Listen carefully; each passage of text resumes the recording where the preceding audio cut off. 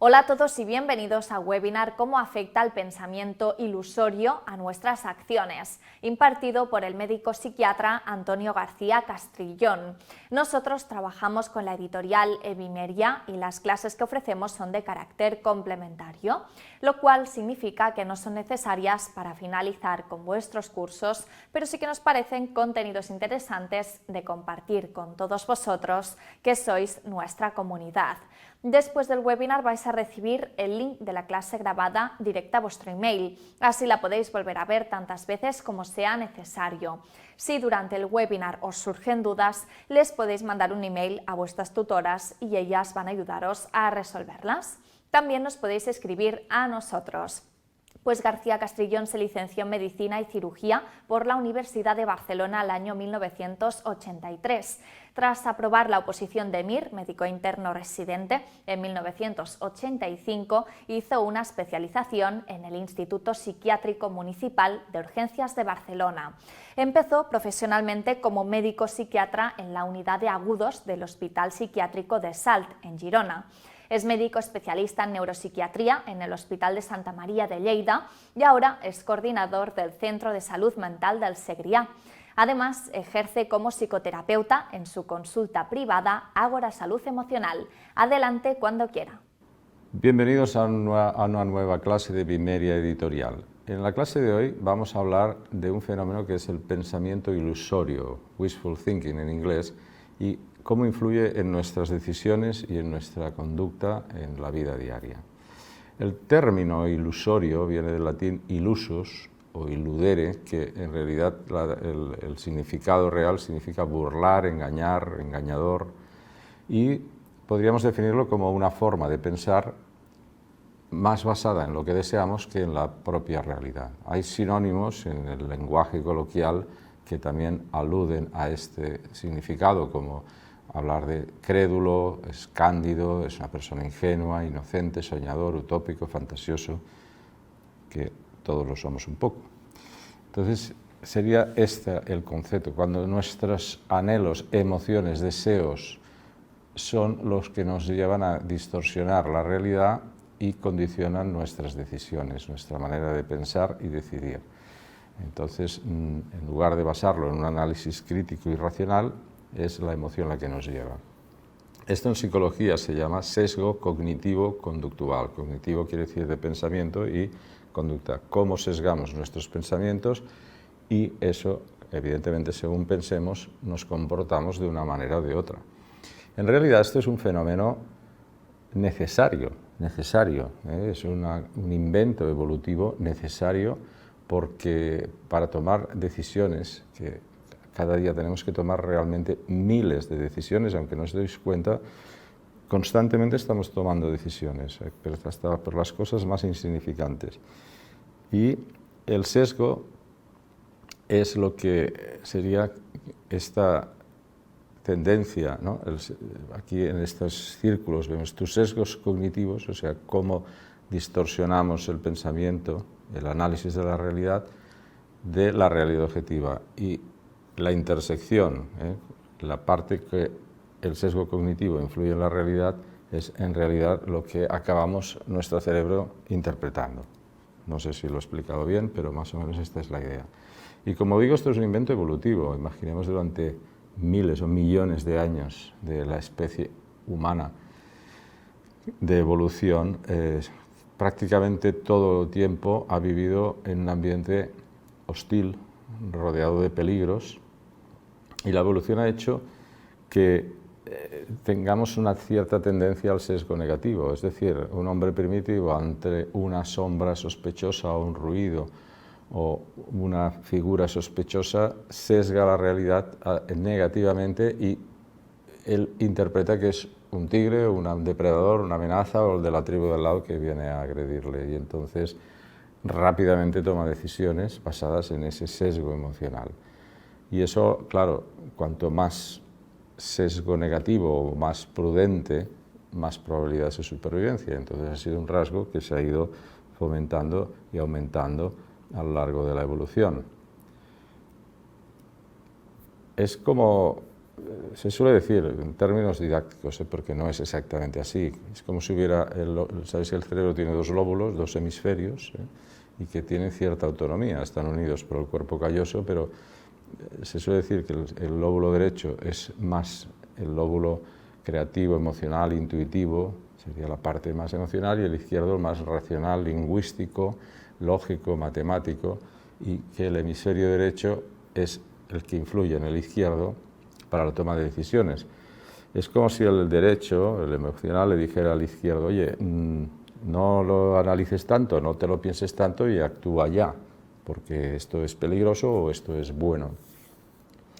Cuando el hemisferio izquierdo, el analítico, el racional, prepondera, se puede llegar a un fenómeno que en psicología decimos parálisis por análisis. Es cuando le damos tantas vueltas y queremos analizarlo también antes de tomar una decisión, miramos todos los mínimos detalles, lo valoramos, al final llegamos al bloqueo, no llegamos a decir nada. Esto es típico de las personalidades obsesivas, que lo tienen que tener todo súper controlado y a veces realmente cuando esto es muy exagerado se bloquean. Entonces, claro, nuestra vida actual no está llena de peligros físicos en general, hay determinadas zonas que sí, pero la mayoría de la población actual no vive rodeada de amenazas, de depredadores, etc. Pero seguimos, porque claro, la inercia evolutiva es muy potente, en pocos miles de años no ha cambiado el cerebro, tarda cientos de miles de años en cambiar un cerebro, pero seguimos teniendo esta herencia evolutiva del sesgo emocional. Este señor, que es Antonio Damasio, es uno de los neurólogos más importantes en la actualidad, un neurólogo portugués. Ya dice, se ha especializado en el tema de emociones y sentimientos, ya dice, nuestras emociones pueden guiarnos bien, pero a veces nos pueden hacer descarrilar. O sea que esto ya nos apunta a la idea, que lo profundizaremos, de que debe haber un equilibrio. Él explica el caso en uno de sus libros, creo que es en El error de Descartes, de un paciente suyo que tuvo que ser intervenido quirúrgicamente de un tumor cerebral y se le afectó severamente unas estructuras de su cerebro que son las que, podríamos decir, generan las emociones. Entonces, después de la intervención se analizó si le había afectado su capacidad intelectual y no, su inteligencia estaba intacta, su capacidad de razonamiento estaba intacto, pero se dio cuenta que era un hombre incapaz de tomar decisiones. Sería el caso extremo que decíamos antes, de parálisis por análisis. Este hombre, para cualquier mínima decisión de la vida diaria, tenía que darle tantas vueltas y racionalizarlo tanto, porque ninguna emoción le hacía coger el atajo, su parte emocional no le decía a la parte racional, oye, no te lo pienses tanto y actúa. Y eso realmente hizo que era un hombre, previo a la intervención brillante, dejó de ser un hombre con capacidad para adaptarse bien a la vida. Así, en términos generales, cuando no hay amenaza, cuando el ambiente no es estresante o amenazante, nuestros sesgos tienden a ser hacia el positivo, como esta ovejita que sesga positivamente y cree que puede ser amiga del lobo, pero desgraciadamente en el ambiente en el que vivimos, más bien vivimos inmersos en situaciones estresantes, y ahí aflora nuestro sesgo evolutivo hacia el sesgo cognitivo-conductual negativo y tenemos tendencia a crearnos escenarios, digamos, negativos. Como decía Montaigne, un filósofo francés, decía, mi vida ha estado llena de desgracias, sesgos negativos, imaginaciones negativas, el 99% de las cuales jamás han ocurrido. Sería como que yo creo que es bastante ajustable a la mayoría de la población. Casi todas nuestras preocupaciones, nuestros sesgos negativos de imaginar que algo va a ir mal, en la realidad no son así.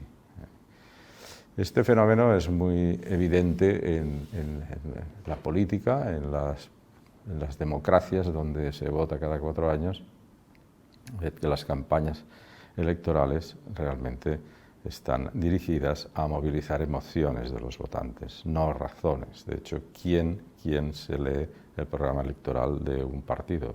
Prácticamente nadie. Yo no, lo confieso. y entonces en sus discursos intentan tocar las emociones de los posibles votantes. Esto también se ve en el marketing, en la publicidad. Los anuncios no te van a tu razón, van a tu corazón, van a condicionar tu emoción sobre el producto para que esa parte del hemisferio derecho le diga al izquierdo, cómpralo, que esto no te lo pienses tanto ni lo analices, cómpralo, que eso es bueno. Así habría que cuestionarse, ¿de verdad el Homo sapiens es Homo sapiens o es un Homo emotionalis? Aristóteles decía, el hombre es un animal racional, pero la realidad es que el hombre es un animal bastante emocional. Si hubiera más razón y menos emoción, habría seguramente muchas menos desgracias, como pues digamos que el sumum de este sesgo es la guerra, ¿no? Sí, como los tres monos, tenemos tendencia a ver solo lo que queremos ver y a escuchar solo lo que queremos escuchar y a creer solo lo que nos encaja con nuestros anhelos y emociones. No decidimos según la pura evidencia y la razón, tenemos tendencia a considerar solo lo que nos conviene, y tenemos tendencia a ignorar lo negativo. Eso hablando del sesgo positivo. Como decía Bacon, el filósofo inglés, el hombre cree fácilmente lo que teme o lo que desea. Es decir, el hombre está condicionado a creer lo que su emoción le indica. Por eso tanta gente juega o jugamos a la lotería, porque hacemos un sesgo. Nuestro anhelo de que nos pueda tocar nos hace sesgar la realidad, porque si de verdad analizáramos puramente desde la razón, las probabilidades de que te toque la lotería son tan bajas que prácticamente, si solo lo razonáramos así, nadie jugaría, o casi nadie.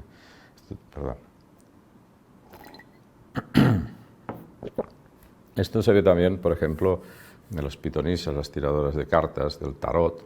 Por ejemplo, una persona va a que le tiren las cartas y le pregunta si va a encontrar el amor de su vida. Entonces la pitonisa saca la carta correspondiente y le dice que sí, que la vas a encontrar y tal. Eso ya le genera un sesgo positivo al cliente y le condiciona sus decisiones. Como cree eso que quiere creer, al final muchas veces estas personas te dicen lo que piensan que tú quieres oír, pero ya te condiciona, empiezas a salir más, a arreglarte más, a mostrarte más amable, más seductor, más simpático, y eso realmente hace que acabes encontrando una pareja y tú dices, ves, ya me lo dijo la pitonisa, que yo iba a encontrar la pareja de mi vida.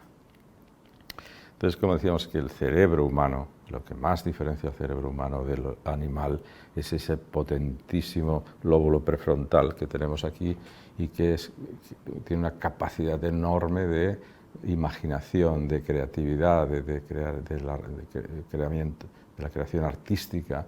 Es súper potente, somos capaces de crear mundos virtuales infinitos. Como esta chica a lo mejor está leyendo un libro de una novela romántica y ya está visualizando y ve un chico y ya sesga que este puede ser su príncipe azul.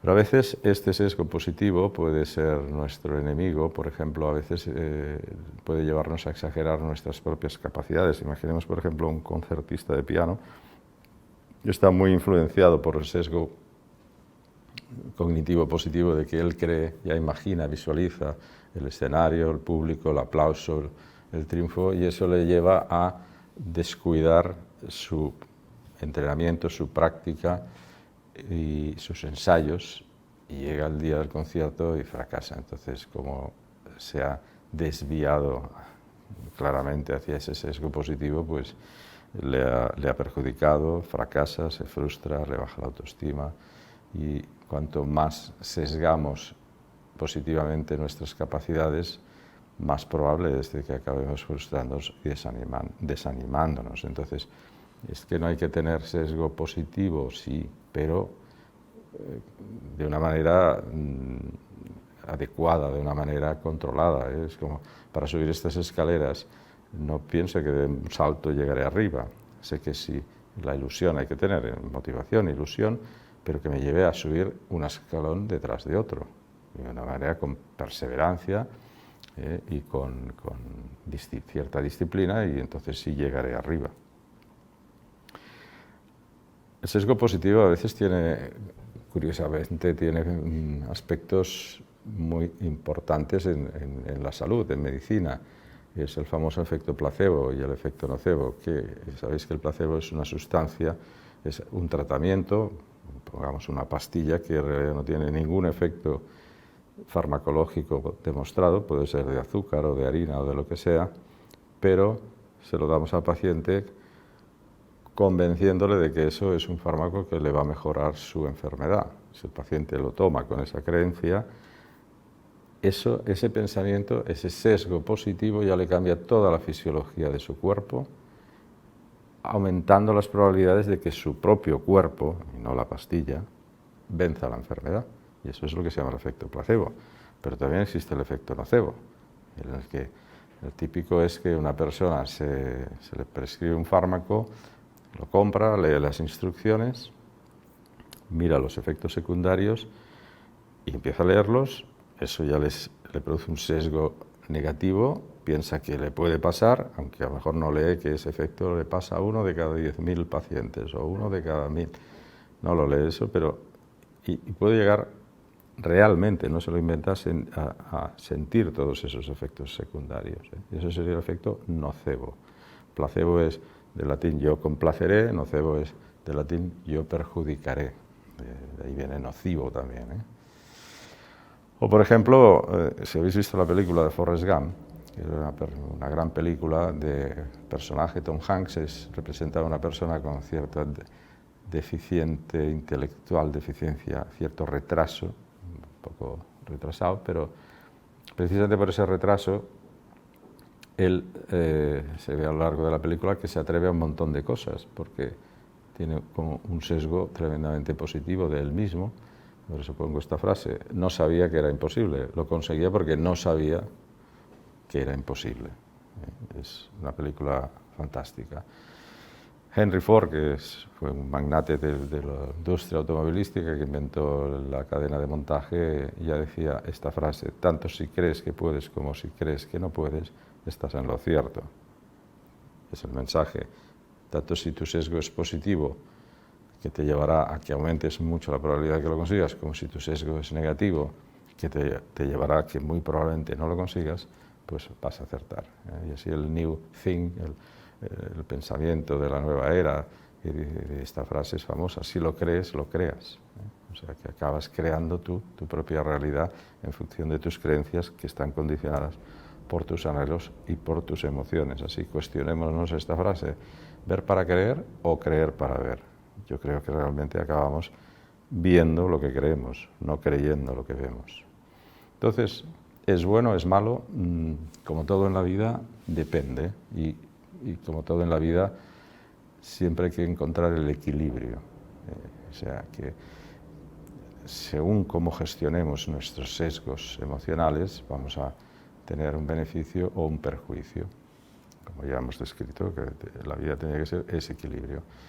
Este equilibrio, este fenómeno también es muy patente, lo que se llama el efecto Pigmalión. Pigmalión era un rey de Chipre.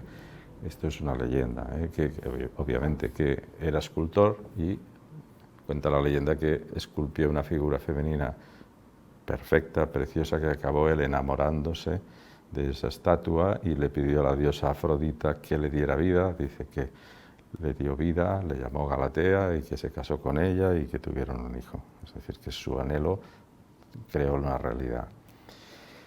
El efecto Pigmalión podríamos definirlo como lo siguiente: como las expectativas de los adultos hacia nuestros hijos, los adultos, padres, familiares, educadores, acaban por confirmarse. Según la expectativa que volquemos en nuestros menores, aumentamos mucho las probabilidades de que se cumplan. Aquí hay un experimento curioso que se hizo en Estados Unidos con un profesor. En una clase había estudiantes de diferentes niveles, entonces se hicieron dos grupos. Uno, el grupo A, que tenía un coeficiente alto, intelectual alto, y que tenían tendencia a sacar buenas notas. El grupo B, coeficiente menor, con menores notas. pero al profesor se le dio la información invertida. Se le dijo que el grupo A, que era el de los coeficientes altos, era el de los bajos y al revés. ¿Qué pasó? Pues que el grupo de coeficiente intelectual alto a final de curso consiguió menores notas y el grupo de coeficiente intelectual bajo al final de curso consiguió mejores notas. ¿Y eso por qué? Por el efecto Pigmalión. Entonces, si el maestro realmente creía eso, volcó sus expectativas hacia el grupo de coeficiente menor, creyendo que tenían más posibilidades. Pensaba que esos estudiantes eran más inteligentes, les dedicaba más tiempo, lo explicaba mejor, le ponía tareas más complejas y realmente ayudó a que esos estudiantes dieran el 100% de su capacidad. Y al grupo contrario, pues como los ignoró más o ya decía, bueno, ¿para qué esforzarme? Pues solo consiguió un porcentaje mucho menor de su potencial auténtico. Así que hay que tener mucho cuidado del efecto Pigmalión sobre los niños. Esto es como hablar de la educación positiva y la negativa. Clásica e históricamente la educación, llamada educación, yo diría que más bien ha sido instrucción, no educación, porque educar es sacar hacia afuera el potencial del niño y lo que se ha hecho siempre es instruirlos, meterles dentro una serie de conocimientos. Pero se ha hecho de una manera más bien Pigmalión negativa, es decir, castigando y amenazando el fallo, el error, y la educación positiva, en cambio, que es la que de verdad funciona, es lo contrario. Si algo sale mal, se explica, se razona, pero lo que hay que hacer es fomentar, potenciar mucho lo que hacen bien. Y entonces sacamos de verdad todo el potencial del niño y eso es realmente lo educamos. Si, por ejemplo, un padre le dice a su hijo, quizás no una chica, pero bueno, imaginemos que es un chico, le dice, oye, compórtate como un hombre, sé más inteligente, no puedes hacer esto. Eso va calando en el niño y lo interpreta como, no soy suficiente hombre, soy tonto, voy a fracasar, y ese le está inculcando un sesgo cognitivo-conductual negativo muy potente que acondicionará que de verdad la realidad de ese niño, ese hijo, fracase en su vida. Sí. Y esto hay que tener mucho cuidado porque no solo el lenguaje verbal, no solo lo que les decimos, padres y educadores, sino el no verbal, que es el más potente, lo que les transmitimos con nuestros gestos, con el tono de la voz, con la mirada, todo eso condiciona muchísimo al menor. Realmente en la vida podemos decir que decidimos por emociones y luego buscamos razones. Aquí pongo el clásico ejemplo, porque creo que muchos hemos sido víctimas te enamoras de un coche y entonces empiezas a buscar razones y piensas, bueno, claro, es que me lo tengo que cambiar porque el mío ya tiene tantos kilómetros, no tiene estos aspectos de seguridad, no sé qué, no sé cuántos, y al final me convenzo y digo, no, claro, es que estoy prácticamente obligado a cambiármelo, pero en realidad lo que ha pasado es que ha sido mi anhelo de tener ese coche lo que me ha sesgado a llevar eso. Entonces, esto es... no es mentirnos, aquí quiero distinguir. Mentir es cuando yo sé claramente que esto es mentira, pero cuando me voy autoengañando con estos razonamientos, acabo aceptando como verdad lo que a mí me conviene aceptar. Es lo que, por ejemplo, el autoengaño adaptativo, ¿no? Como el de la zorra y las uvas, que dice que la zorra iba saltando, quería coger unas uvas, pero no llegaba y al final dice, no me interesan porque están verdes, ¿no? Y esto es un fenómeno que tendemos todos a hacer. En realidad es un fenómeno psicológico para reducir y minimizar nuestro impacto emocional sobre estas situaciones de fracaso. No nos contratan en un trabajo o nos echan, entonces para impactarnos menos y en lugar de machacarnos, es que yo no valgo, soy incapaz, tal, decimos, es que en realidad el trabajo es una mierda, esto no me interesa, porque que se lo queden, ¿no? O este es también un clásico, ¿no? Una ruptura sentimental, uno deja al otro, o uno decide romper la relación y el otro, para protegerse de ese impacto emocional, tiende a pensar, bueno, si en todos los defectos sesga negativamente los aspectos de la otra persona para convencerse de que en realidad no le convenía y eso disminuye su sufrimiento. Otra manera de autoengaño es la disonancia cognitiva. Es cuando hay esa lucha entre pues, el cerebro emocional y el racional. El racional sería el angelito que te dice, oye, esto no es correcto que lo hagas, esto no está bien, no es ético, no es moral, pero el emocional te puede y le está diciendo, va, hombre, tampoco es tan importante, esto total lo hace todo el mundo, etcétera, y acabo yo convenciéndome para poder decidir hacer eso que realmente me muero de ganas de hacer. Pasa que a la larga acaba surgiendo. Este también es típico, los estudiantes, suspenso, dicen, me han suspendido, el profesor me ha suspendido. Pongo el locus de control del suspenso en el profesor, con lo cual yo no soy el responsable del suspenso, es el profesor, y así yo me quedo más tranquilo. Pero el cambio se ha aprobado, yo he aprobado, entonces lo pongo en mí, yo soy un crack, yo soy un tío muy capaz y fantástico. Otra manera de autoengaño es la distorsión de la realidad. Esto puede tener efectos dramáticos, ¿no? Yo cuento un hecho falso, al principio sé que es falso, pero lo voy repitiendo y al final voy convenciendo a gente, la gente se lo empieza a creer y al final me lo acabo creyendo yo. Esto es un fenómeno bastante habitual en trastornos de personalidad, sobre todo el clúster B, como los narcisistas, los límites, los histriónicos y el antisocial, que tienen esta tendencia a distorsionar la realidad y acabar creyéndoselo ellos. Un ejemplo dramático de la historia fue este Joseph Goebbels, que fue el ministro de la propaganda nazi en la Alemania en la Segunda Guerra Mundial. Esta frase es suya, dice, una mentira 1000 veces repetida se transforma en una verdad, y eso es lo que hizo él. Empezó a mentir y mentir sobre que los judíos eran los causantes de todos los males de la sociedad alemana, y se lo acabó creyendo toda la población y él mismo, ¿no? Y así ocurrió lo que ocurrió. Y para finalizar, como conclusión, sobre el pensamiento ilusorio, primer punto, se basa en la imaginación y el deseo. O sea, el deseo nos lleva a imaginar, a crear ese mundo virtual y que el que acabamos creyendo, que es universal y dimensional, es decir, afecta a todos los seres humanos, nadie se libra. Dimensional, que no se divide en los que lo tienen y los que no, sino que todos tenemos ciertos niveles, cierto grado de tendencia al pensamiento ilusorio. Y esa dimensionalidad hace que cuando es moderado, cuando es equilibrado, cuando es el punto medio, es adaptativo, como el efecto Pygmalion positivo, y nos beneficia, nos mejora nuestra vida, pero cuando es exagerado puede llegar a ser desadaptativo, como en esos trastornos de personalidad, y a la larga acaba en frustración y nos afecta a la baja autoestima, estado de ánimo y depresión. Como decía Blaise Pascal, no Pascual, aquí pone Pascual, es Pascal, que fue el físico que creó las leyes de la hidrodinámica, dice, el corazón tiene razones que la razón no entiende. Nada más, muchas gracias por vuestra atención y hasta la siguiente clase de Vimeria Editorial.